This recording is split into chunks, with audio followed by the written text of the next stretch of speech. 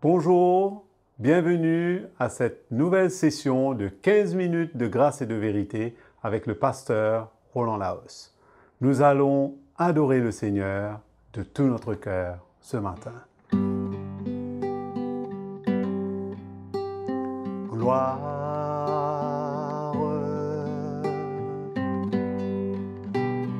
gloire et honneur,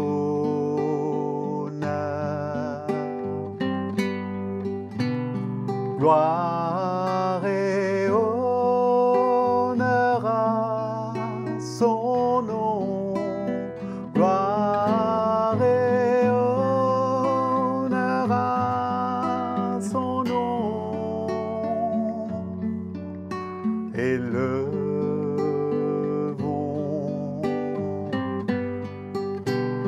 le nom de Jésus,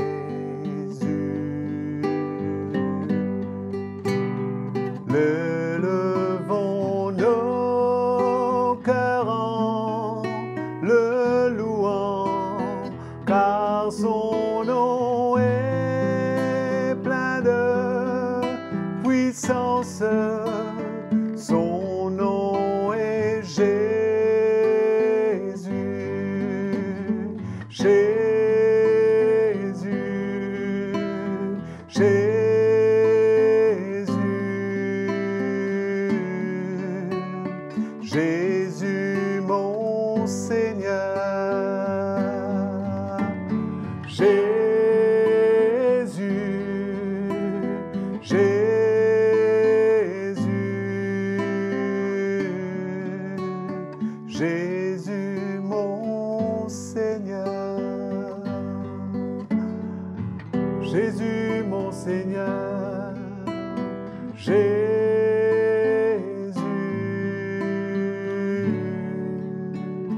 Jésus mon Seigneur.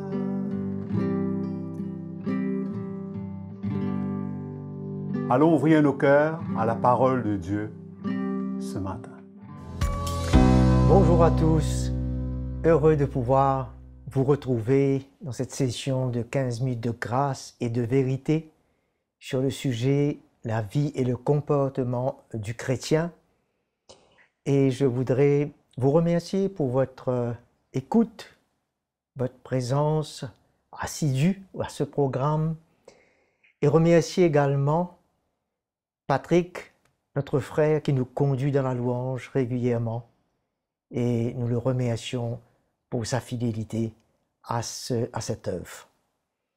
Et nous allons parler ce matin de notre conduite d'autrefois et d'aujourd'hui, c'est-à-dire que notre comportement, de la manière que nous vivions autrefois et comment nous devons vivre aujourd'hui. Nous allons lire cet effet dans Éphésiens chapitre 2, dans le verset 1er à 3. Pour vous, vous étiez morts par vos fautes et par vos péchés, dans lequel vous marchiez autrefois selon le cours de ce monde, selon le prince de la puissance de l'air, cet esprit qui agit maintenant dans les fils de la rébellion. Nous marchions sous le contrôle du prince de ce monde. Verset 3. Nous tous aussi, nous étions de leur nombre et nous nous conduisons autrefois, selon nos conduites, nos convoitises charnelles, nous exécutions les volontés de notre chair et de nos pensées, et nous étions par nature des enfants de colère comme les autres.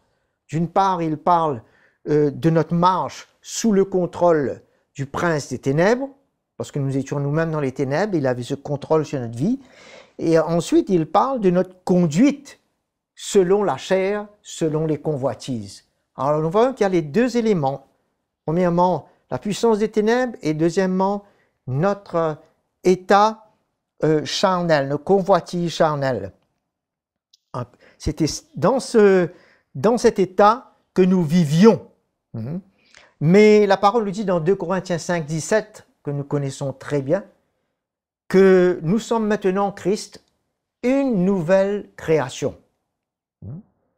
Dans l'esprit, et les choses anciennes, notre vie ancienne, notre comportement, notre conduite doit changer. Les choses doivent devenir nouvelles pour nous.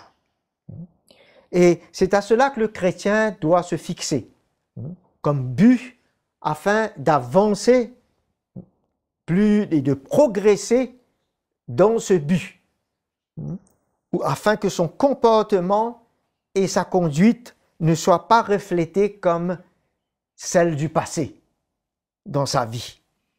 Alors dans le chapitre 4 d'Éphésiens, le verset 17 à 30 nous dit: « Voici donc ce que je dis et ce que j'atteste dans le Seigneur, c'est que vous ne devez plus marcher comme des païens. » Il ne nous dit pas que nous sommes des païens, parce que nous sommes maintenant chrétiens. Un païen ne connaît pas le Seigneur, mais ne pas épouser le même style de vie ou conduite du païen.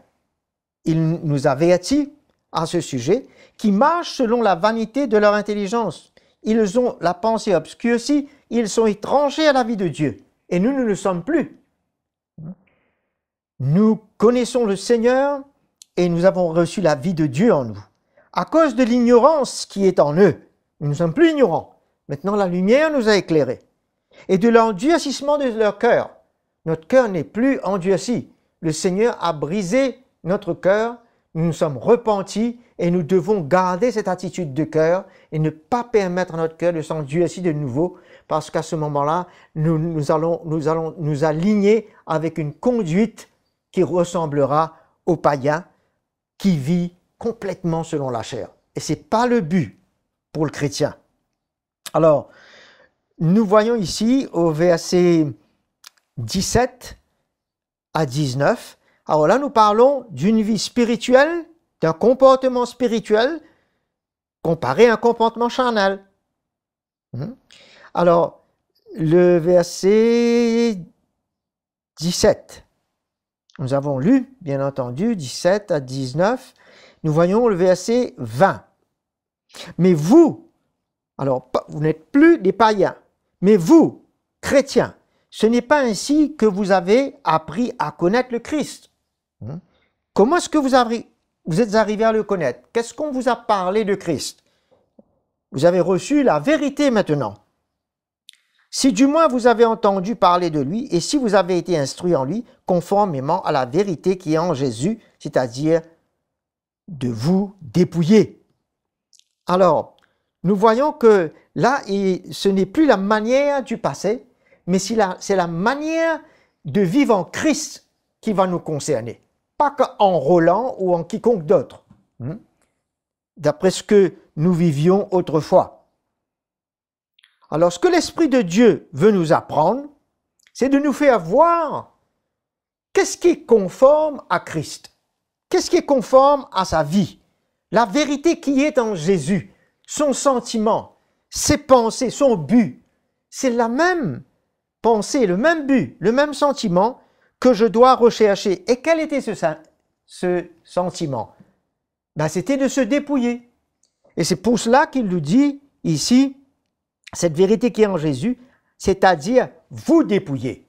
Parce qu'il ne parle pas maintenant de Jésus se dépouiller. Ça, c'est déjà passé. Mais c'est de nous de se dépouiller. Et le verset 22, à cause de votre conduite. Pourquoi se dépouiller? Il nous dit, à cause de votre conduite passée, qui aurait tendance à revenir maintenant en tant que chrétien. C'est ça la raison, c'est pourquoi. Et nous devons voir la valeur, l'importance de ce dépouillement aujourd'hui et que nous veillons à cela et que nous vivons là-dedans continuellement. À cause de votre conduite passée, de la vieille nature qui se corrompt par les convoitises trompeuses. Cette vieille nature qui doit disparaître, sinon elle va gêner la nouvelle nature. Elle va gêner cette nouvelle conduite en Jésus-Christ. Frère, c'est très important que nous considérions cela. Ce n'est pas quelqu'un d'autre, c'est nous qui devons prendre notre responsabilité envers Jésus et ce qu'il a fait de nos vies, de notre salut, comment il nous l'a offert, en payant ce prix à la croix. Quelle est notre responsabilité de travailler à ce salut aujourd'hui pour que nous ayons une conduite qui lui fasse honneur et gloire. Elle peut facilement se corrompent avec les convoitises d'aujourd'hui. Nous avions les convoitises autrefois, mais il y a des convoitises aujourd'hui qui peuvent venir parce que notre chair veut désirer. Il y a des passions de la chair. De ce fait, nous devons veiller en nous-mêmes et avoir plutôt ce sentiment en nous de vouloir nous dépouiller de cela. Parce que ça peut aujourd'hui être néfaste pour notre vie spirituelle et opposer cette conduite que le Seigneur nous demande de vivre et comment nous comporter devant lui. Le verset 23, 24, il nous demande d'être renouvelés par l'esprit de votre intelligence et de revêtir la nature nouvelle créée selon Dieu dans une justice et une sainteté que produit la vérité. Nous avions reçu la nature de Dieu en nous. Maintenant, il faut qu'elle se manifeste en portant des fruits. Des fruits de justice, de sainteté, des fruits qui rendent gloire au Seigneur, qui est digne de cette œuvre accomplie à la croix pour nous. Alors, nous devons avoir un regard sur nous-mêmes et sur cette œuvre si importante pour que Christ puisse apparaître dans cette nouvelle création. C'est Dieu qui crée en nous. Quand le Saint-Esprit nous emmène la parole, la vérité, elle est créée selon Dieu, selon la vérité. Comme il nous est dit dans 1 Thessaloniciens 2,13, que ceux qui ont reçu la vérité avec foi, la vérité a agi en eux. Cette vérité va agir et le Saint-Esprit va intervenir pour nous créer en Christ, pour nous créer cette image de Jésus, pour que cette vie de Jésus se manifeste au travers de nous. Comment important de regarder à ses fruits, comme il nous dit dans le chapitre 5. Encore une fois, autrefois, en effet, vous étiez ténèbres, mais maintenant, vous voyez, autrefois et aujourd'hui, il nous fait comparer et prendre une décision. Mais maintenant, vous êtes lumière dans le Seigneur. Marchez comme des enfants de lumière. Considérez votre cas aujourd'hui, votre état. Ne prenez pas ça à la légère. Nous nous examinons pas pour nous condamner. Parce qu'il dit dans le verset qui suit, verset 10, « Examinez ce qui est agréable au Seigneur, afin que nous puissions poursuivre ce but. » Alors, de le verset 25, nous dit « C'est pourquoi ». Là, il ira avec une série d'actions, de comportements, rejeter le mensonge. Parce que nous devons nous dépouiller.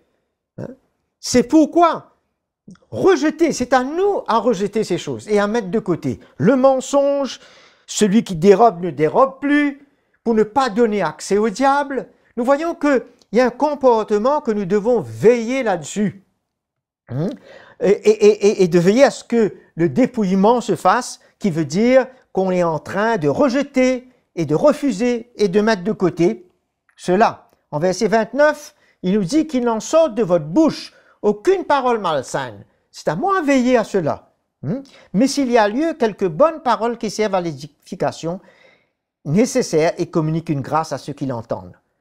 Et à ce moment-là, cette condition, ce comportement ne va pas attrister l'Esprit de Dieu. Mais le comportement charnel, notre conduite qui ressemble au passé, si elle revient, si elle se repointe, elle va par nos paroles, nos actions, nos attitudes, bien entendu, va attrister le Saint-Esprit de Dieu qui nous a scellés pour le jour de la rédemption.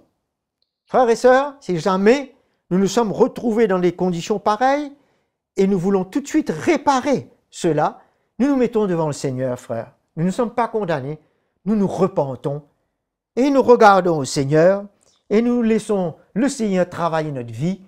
Et avec le brisement qui vient, Jésus se formera, apparaîtra dans nos vies et seulement lui sera glorifié à travers son image en nous. Le Seigneur vous bénisse. Je vous aime. On se retrouve dans la prochaine session. Merci. Nous avons entendu la parole de Dieu et nous avons été bénis. Quelle grâce d'être éclairés dans notre marche avec le Seigneur. Nous remercions le pasteur Roland Laos pour cette session de 15 minutes de grâce et de vérité. aimez et partagez ce message et n'oubliez surtout pas de vous abonner à notre chaîne CTMI et de cliquer sur la petite cloche pour être averti des nouveaux épisodes. N'hésitez pas et écrivez-nous à l'adresse affichée sur votre écran. Nous reprendrons contact avec vous. Partagez-nous vos expériences et vos témoignages. Nous vous aimons et soyez bénis. À bientôt.